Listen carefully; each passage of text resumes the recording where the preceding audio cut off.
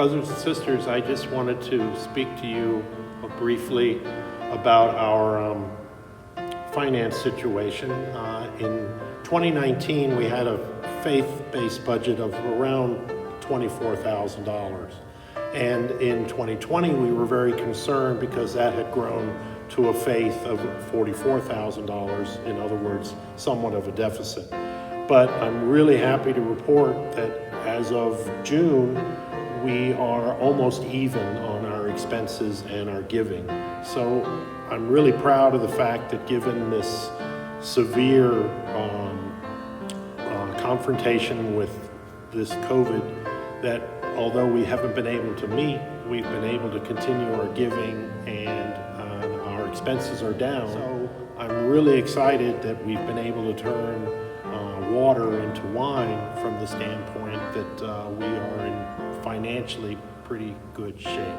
And I just wanted to report that to you, that we are pretty proud of, from a finance standpoint, where we are. Thinking ahead for 2021, there will be challenges, but we are confident that since we can meet the challenge we have in front of us today, once we can get back together, that there will be no challenge we can't conquer.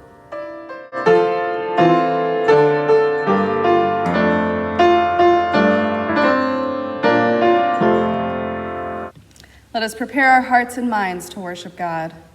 Oh, sing the song of Bethlehem, of shepherds watching there, and of the news that came to them from the angels in the air.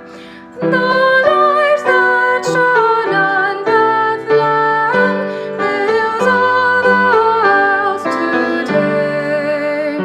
Of Jesus' birth and peace on earth, the angels sing alway. Oh, sing the song of Nazareth, of sunny days of joy.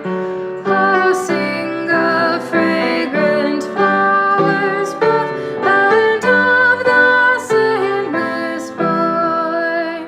For now the flowers of Nazareth in every heart may grow. Now spreads the fame of His dear name on all the winds that blow. I'll sing a song of Galilee, of lake and woods and hill, of Him who walked upon the sea and bade its waves be still.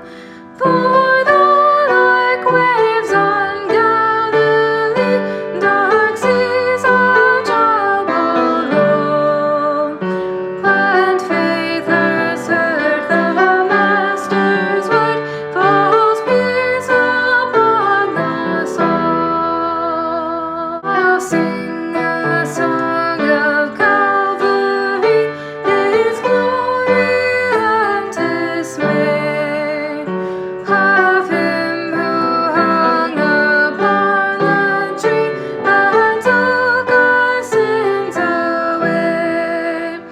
For He who died on Calvary is risen from the grave, and Christ our Lord I have not done is mighty now to save. Though storms rage and waves crash, God is present still. Though we are afraid, God is present still. God is present still. Let us worship God. Let us pray. Gracious God, you remain with us even in the midst of the storms raging around us. You call us outside of our safety nets and bid us to follow you. Forgive us when we refuse to listen. Forgive us for turning away from our neighbors and choosing our own comfort. Forgive us and renew in us the hope of your salvation, the hope of the world.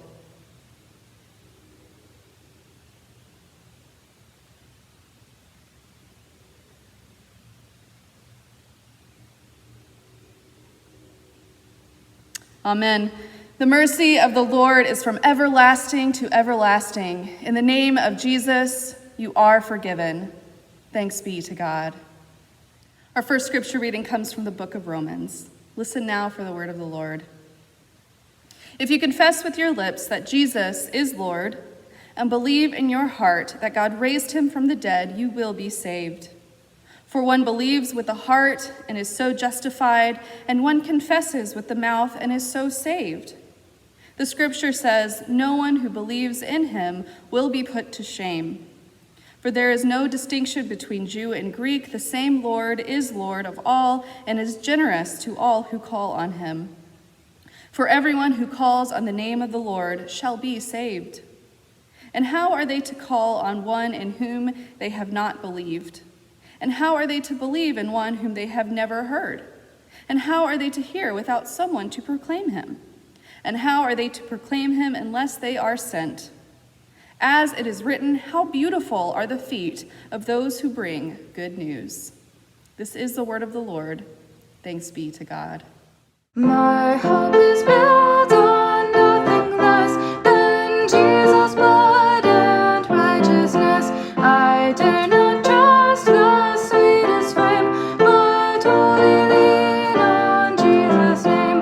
On Christ the solid rock I stand. All other ground is sinking sand. All other ground is sinking sand. When darkness seems to hide his face, I rest on his unchanging grace. In every high and stormy gale, my anchor holds within the veil. On Christ the solid rock I stand. All other ground is sinking sand. All other ground is sinking sand. His oath is covenant, his blood support me in the whelming flood. When all around my soul gives way, he then is all my hope and stay. On Christ the solid rock I stand. All other ground is sinking sand. All other ground is sinking sand. When he shall come with trumpet sound, oh, may I then in him be found, dressed in his righteousness alone, faultless to stand before the throne. On Christ the solid rock I stand. All other ground is sinking sand. All other ground is sinking sand. Our second scripture reading comes from the Gospel of Matthew. Listen now for the word of the Lord. Immediately, he made the disciples get into the boat and go on ahead of on the other side, while he dismissed the crowds. And after he had dismissed the crowds, he went up the mountain by himself to pray. When evening came, he was there alone, but by this time the boat, battered by the waves, was far from the land, for the wind was against them. And early in the morning he came walking toward them on the sea. But when the disciples saw him walking on the sea, they were terrified, saying, "Is it a ghost?" And they cried out in fear. But immediately Jesus spoke to them and said, "Take heart, it is I. Do not be afraid." Peter answered him, "Lord, if it is you, command me to come to you on the water." He said, "Come." So Peter got out of the boat, started walking on the water, and came toward Jesus. But when he noticed the strong wind, he became frightened and began to sink and cried out, "Lord, save me." Jesus immediately reached out his hand and caught him, saying to him, "You of little faith, why did you doubt?" When they got into the boat, the wind ceased. And those in the boat worshipped him, saying, "Truly you are the Son of God." This is the word of the Lord. Thanks be to God. Let us pray. O Lord God, may the words of my mouth and the meditations of all of our hearts be pleasing and acceptable to you, you who are our rock and our Redeemer. Amen. When walking into a sanctuary, especially one that is Gothic or mid-century in architectural style, one of the things you'll notice is a vaulted ceiling and exposed wooden beams. The reasoning behind this particular architectural choice is simple, really. It's meant to symbolize the keel of a boat. That's the intention, to give the feeling of being on a boat. Why is that? According to Joby Provito, the symbolism of the ship comes from one of the metaphors of the church. Many episodes in Christ's life are linked with boats where we can find some meaning of the church in it. For example, it is from the episode in Peter's boat that Christ promised Peter will no longer catch fish, but will catch people. And for as long as Christ is in the boat, he wouldn't allow it to sink in the storm. It isn't surprising then that the boat became an early Christian symbol and found its way into church architecture and terminology. We see it in other parts of the church building as well. Provito explains that, for example, the word nave, which is the part of the sanctuary where the pews are located, comes from the Latin navis, which means ship. So historically, church buildings, and specifically sanctuaries, have intentionally been created to look like and resemble boats. And so it might not surprise us this morning when we read about the disciples huddled in a boat seeking shelter from the storm. Because for so long, as the storm rages on, outside and all around us, we have been able to find safe harbor and comfort inside the boat of our sanctuaries. That's where we're supposed to be, right? Just like this story where Jesus tells the disciples to be in the boat, Jesus has told us to be in the church. Now, not in one particular building, but in the church, the body of Christ. That is where we find shelter from the storm. That is where we get our strength, and that is where we find community and rest. But we also have to remember that this story does not end with the disciples huddled in a boat seeking shelter from the storm. As the winds are raging and the waves are tossing, the disciples are in a boat and they see a figure coming towards them. Is it a ghost? This is part of the story that sometimes gets glossed over, and this is the part that might make us a little bit uncomfortable. The disciples were in the boat, seeking shelter from the storm. They were where Jesus told them to be, waiting for further instruction. But they became so scared of the storm raging around them that they couldn't recognize who was coming towards them. They couldn't comprehend that maybe Jesus, the one whom they were awaiting, might in fact be outside of the boat and in the storm. The disciples had followed Jesus, seen Jesus heal the sick and perform miracles. They had just seen Jesus feed 5,000 plus people with 5 loaves and 2 fish. And yet, when the storm continued to rage, they couldn't believe that it was Jesus walking on water in the midst of the storm. This is the part of the story that sometimes gets glossed over. And this is the part that might make us a little bit uncomfortable. And maybe that is because it's a little too familiar. Church sanctuaries were specifically and intentionally built to resemble boats.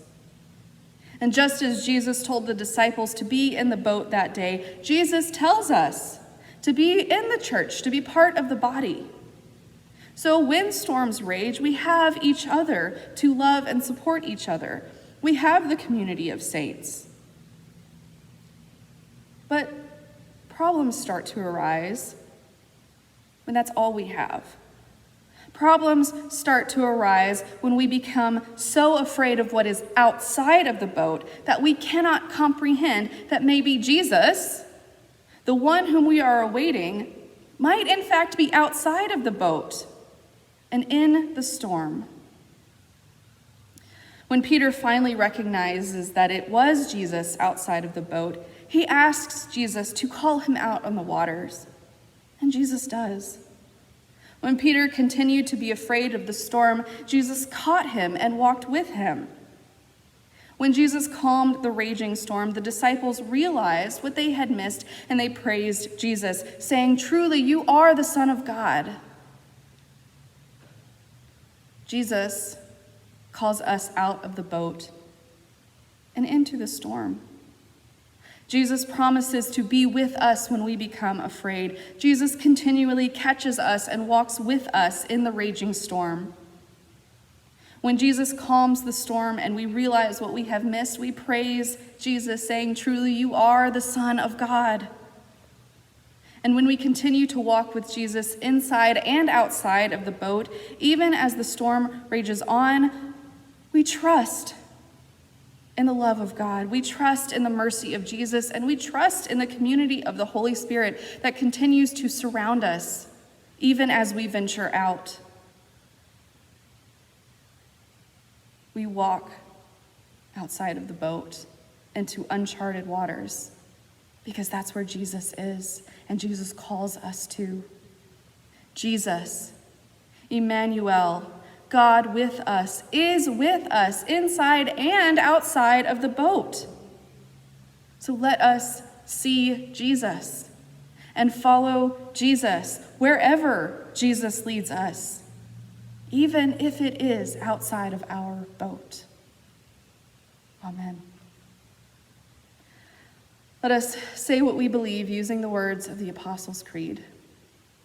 I believe in God the Father Almighty, maker of heaven and earth, and in Jesus Christ, his only Son, our Lord, who was conceived by the Holy Ghost, born of the Virgin Mary, suffered under Pontius Pilate, was crucified, dead, and buried. He descended into hell. On the third day he rose again from the dead. He ascended into heaven and sitteth on the right hand of God the Father Almighty. From thence he shall come to judge the quick and the dead. I believe in the Holy Ghost, the Holy Catholic Church, the communion of saints, the forgiveness of sins, the resurrection of the body, and the life everlasting. Amen. Let us pray for each other. Let us pray for our community. And let us pray for the world.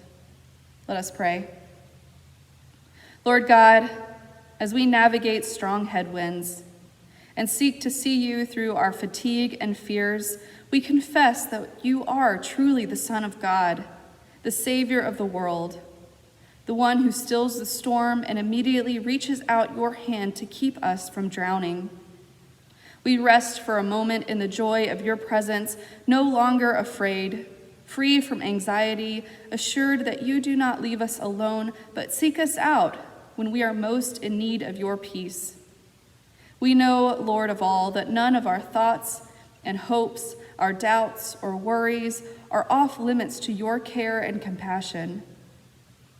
We know you, our teacher and our friend, welcome us as we are and hear whatever is on our hearts and minds. We ask you to hear our prayers for those in our midst, most battered by the storms of our time. Grab the hands of those about to go under the waves of poverty or financial crisis. We ask for your intervention on behalf of families unable to provide basic necessities for their children, our siblings wrestling with food insecurity, those on the cusp of eviction, and the unemployed facing the end of benefits. As we see those about to be swamped by the waves of this pandemic, move us to act in ways that lift others out of the rolling sea. Reach out and give courage and strength to people in leadership positions. Grant them wisdom to make decisions in the best interest of the most vulnerable. Inspire communities to use their power and resources, their will and gifts to support the people on the margins, those for whom this difficult season has been catastrophic. We pray for teachers, administrators, parents, and students as they all seek to navigate a new school year rife with uncertainty and unprecedented challenges. We are mindful of essential workers who are facing the danger of this public health crisis every day. Protect and sustain them, Lord. We lift up the sick and all who are suffering. Give them hope and bring relief. Surround them with your mercy. Quiet the dangerous winds of discord and division, and stir up the breath of the Holy Spirit to heal and unite us. Help us to build up the body, strengthen our witness, and reveal to the world that we follow the one who commands us to love one another. May others look at our church. May others look at your church and see your hands and feet at work in the world, feeding and tending, forgiving and repairing, doing justice, loving kindness, and walking humbly with God. In this moment, Lord God, we rest in your presence, certain that you are our Savior and the Savior of the world, able to do abundantly more than we can ever hope or imagine. Never far from us, always reaching out your hand to save us when we fear the wind and waves of life will overtake us. We worship you and praise you as we pray the prayer you taught us, saying, Our Father, who art in heaven, hallowed be thy name. Thy kingdom come, thy will be done, on earth as it is in heaven. Give us this day our daily bread, and forgive us our debts as we forgive our debtors. Lead us not into temptation, but deliver us from evil. For thine is the kingdom, and the power, and the glory forever. Amen. Let us worship God with the giving of our tithes and our offerings. We have a place on our website for online offerings. We're also accepting mail if you would like to mail in an offering, whatever you're comfortable with, whatever you feel called to. Let us pray. Generous God, it is through you that we have these gifts to share. Just as you turned water into wine, use these gifts for ministries that are pleasing and acceptable to you. In the name of the Christ we pray. Amen. Be watchful. Stand firm in your faith. Be courageous and kind. Let all that you do be done in love. And may the peace of God, Creator, Christ, and Holy Spirit be with you this day and always. Amen.